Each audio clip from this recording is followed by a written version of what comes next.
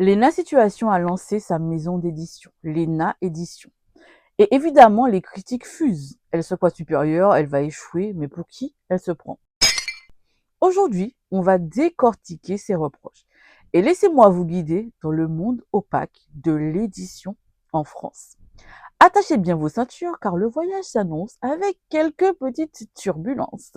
Parce que la plupart des critiques viennent des gens de ce milieu. Et croyez-moi, il y a une raison. Et je pense que c'est intéressant de le comprendre. Inutile de vous dire que toutes les critiques ne viennent pas de ce milieu, mais nous allons nous concentrer au monde de l'édition.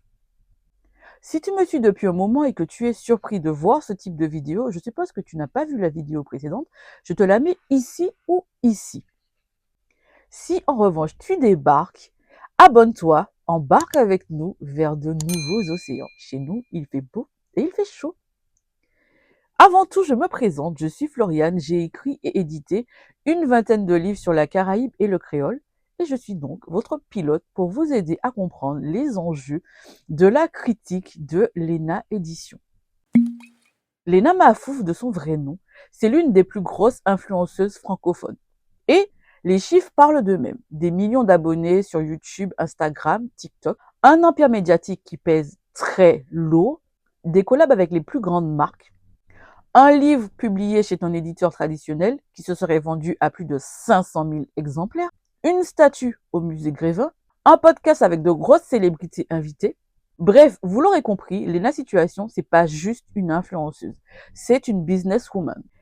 Elle a commencé dans sa chambre avec son blog de mode et son frère l'a ensuite incité à se lancer sur YouTube.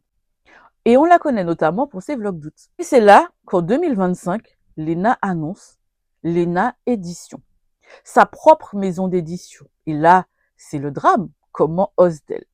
Mais ne vous inquiétez pas, nous y venons. Son premier livre, sorti en 2020, Toujours plus, a contribué à asseoir sa notoriété. Et ça fait du bruit.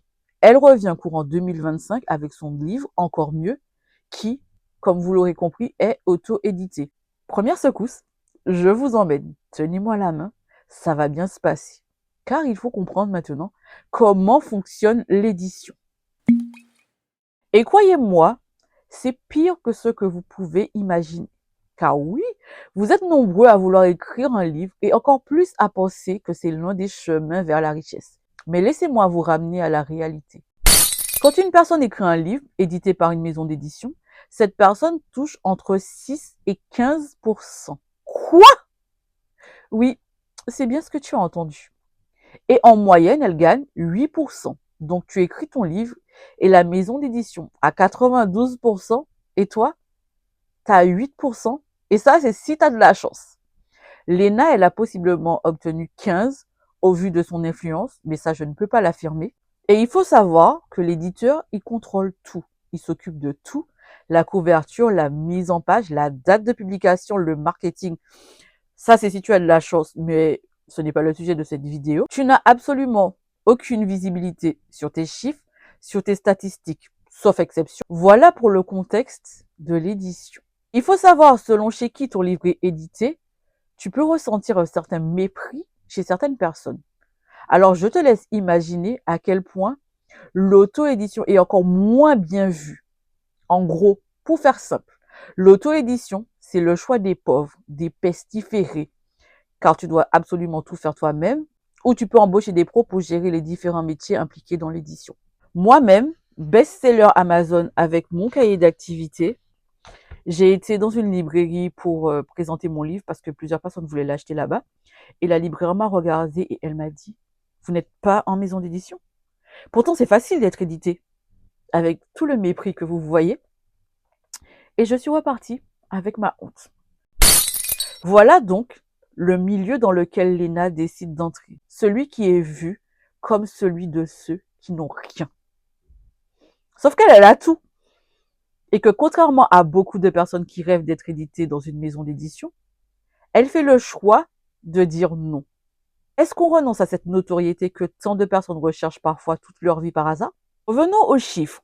Admettons que tu écrives ton livre, tu bosses dessus pendant des années, et prenons le cas concret de Encore mieux, où Léna Situation a dit avoir travaillé dessus pendant 2 ans et demi.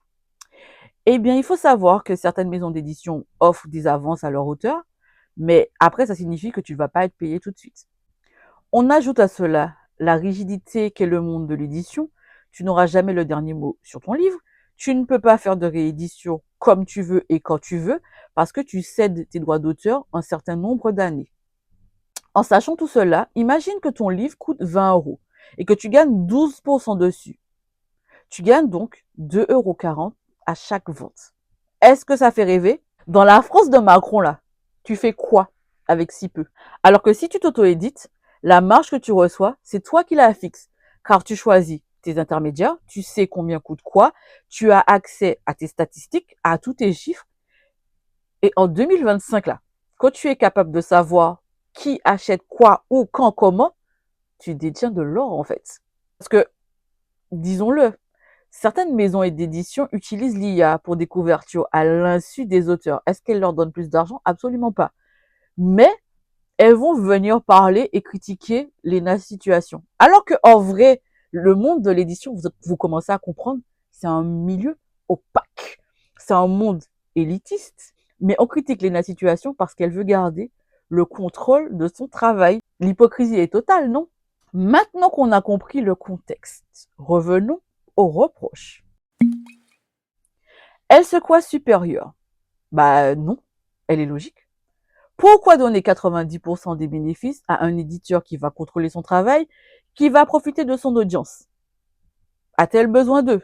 Je vous pose sérieusement la question. Reproche numéro 2. Elle ne connaît pas le métier d'éditeur. Et alors? Tous les éditeurs ont commencé un jour. Non.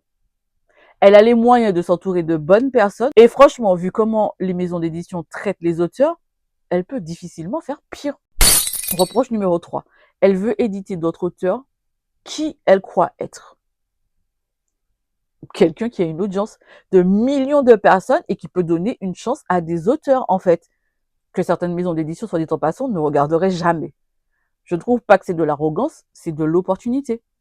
Reproche 4, c'est facile pour elle, elle a l'audience. Oui, exactement. Et c'est pour ça qu'elle n'a pas besoin d'un éditeur traditionnel. Est-ce qu'on lui reprocherait d'être logique? Ça va? J'espère que le vol se passe bien pour vous. Ce sera poulet ou poisson? Si vous êtes parfaitement installé, revenons à notre analyse. Ce qu'on reproche vraiment à Lena Situation, ce n'est pas sa maison d'édition, soyons honnêtes. Voilà ce qu'on lui reproche exactement à mon sens. Elle contourne un système élitiste qui déteste être contourné, en fait. L'édition française est un club fermé et Lena, elle a dit « je joue pas avec vous ». Je suppose que ça les énerve. En plus, elle prouve que les éditeurs sont remplaçables. Si tous les auteurs avec l'audience font comme Lena, les éditeurs deviennent quoi? Leur peur égale leur haine ou la jalousie, je ne sais pas. Elle rappelle que ce système est injuste. Quand Lena garde ses marges, ça rappelle à tous les autres auteurs qu'ils se font exploiter. Et ça dérange. Parce que mine de rien, elle montre à des personnes qui sont là depuis des années à continuer à dépendre de ce système opaque qui est l'édition, qu'on peut faire autrement et que elle n'attend pas la permission, elle le fait. Et je vais même dire, elle le fait avec brio. Peut-être encore mieux que ce que l'on pourrait imaginer. Imaginez avoir des plateformes de millions d'abonnés et pouvoir offrir la meilleure campagne de pub possible et imaginable. Voudriez-vous partager les parts de votre gâteau de manière si peu équitable que d'obtenir, admettons, 15% alors que vous avez accompli le plus gros du travail? Si oui, dites-moi pourquoi. Parce que n'oublions pas, Lena Situation a tout simplement lancé ses préventes pendant les vlogs d'août. Là où ça a été brillant, elle a laissé sa communauté prendre part à la création en proposant 4 couvertures. C'était plus uniquement son livre, nous avions la possibilité de contribuer au final. Elle a donc proposé les 4 couvertures en prévente en précisant que celle qui remporterait le plus de ventes serait la couverture finale et les autres deviendraient par conséquent des collectors. Résultat, sa communauté s'est sentie impliquée. Ils n'ont pas juste acheté un livre, ils ont acheté une aventure qu'ils ont suivie en temps réel. C'est du génie marketing. Les éditeurs traditionnels vendent des livres. Lena, elle vend une expérience, elle vend une connexion, elle vend une aventure partagée. Nous arrivons à la conclusion. Lena Édition va peut-être échouer. Peut-être qu'elle se disperse trop.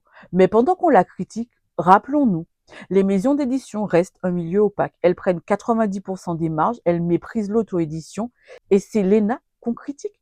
L'hypocrisie, s'il vous plaît. La jalousie, s'il vous plaît. Mais en vrai, je me demande si c'est pas parce qu'elle s'affranchit d'un milieu que certains mettent sur un piédestal, mais en plus, elle montre qu'elle crée une campagne de marketing extraordinaire pour son lancement, car combien de maisons d'édition peuvent se targuer de faire des campagnes de publicité qui font des centaines de milliers de vues tous les jours pendant un mois? Et si ce n'était que de la jalousie finalement? Nous sommes en droit de le penser, non? Nous arrivons au terme de cette vidéo et n'oubliez pas de laisser les plaides, je vous vois. En tout cas, merci d'être encore là. Si vous n'êtes pas encore abonné, abonnez-vous. Dites-moi tout. Vous en pensez quoi? Dites-moi en commentaire, maintenant que vous avez compris le monde de l'édition, si vous auriez fait la même chose que Lena Situation, ou si vous auriez préféré rester dans une maison d'édition. Avez-vous acheté son nouveau livre? Encore mieux, avez-vous acheté le premier? Et si vous voulez découvrir mes livres sur la culture caribéenne, le lien sera dans la description. Et je vous dis à très bientôt, mes petits sacristains. Sinon, abonne-toi, en fait.